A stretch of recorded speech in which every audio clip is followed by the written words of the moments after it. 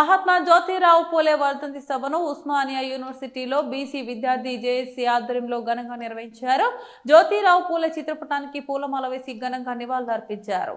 ఈ సందర్భంగా బీసీ విద్యార్థి జేఏసీ చైర్మన్ సైదులు మాట్లాడుతూ సమాజ స్థాపనకు బడుగు బలహీన వర్గాలకు విద్యను అందిస్తూ అన్నిట్లో సమాన హక్కుల కోసం పోరాడిన పూలే ఆశయ సాధనలో అందరం నడుద్దామన్నారు. బడుగు బలహీన వర్గాల అభ్యున్నతికి మహాత్మా జ్యోతిరావు పూలే చేసిన సేవలు చిరస్మరణీయమని కొనియాడారు. కాంగ్రెస్ ప్రభుత్వం ఇచ్చిన మాట ప్రకారం బీసీ రిజర్వేషన్లకు కట్టుబడి ఉండాలన్నారు. స్థానిక సంస్థల్లో బీసీలకు అన్యాయం జరిగిందన్నారు. బీసీలకు న్యాయం జరిగే వరకు బీసీ విద్యార్థి జేఏసీ పోరాటం చేస్తుందన్నారు. అంటే సమాజాన్ని ఏ కోణంలో చూడాలి, సమాజాన్ని మనం ఏ కోణంలో చూస్తే సమాజం అనే కోణాన్ని చూడగలిగాం.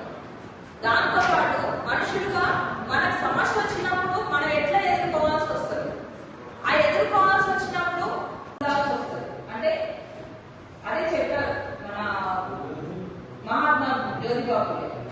మనకి సమాజాన్ని చూసే కోణము మనం ఎదుర్కోవాల్సి వచ్చినప్పుడు ఆ ఎదుర్కొనే కోణాన్ని కూడా.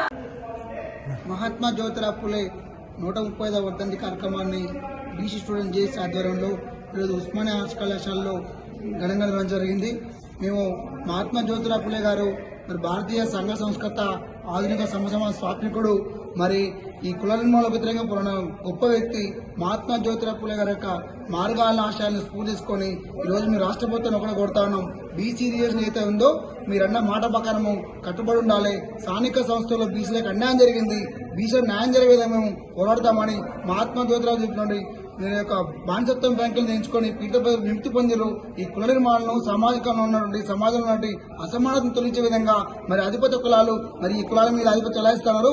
బీసీ రిజర్వేషన్ ఏదైతే ఉందో వాటిని యొక్క మీరు డిమాండ్ చేసిరో కామడికేషన్ దాని విధంగా మీరు అమలు చేయాలి.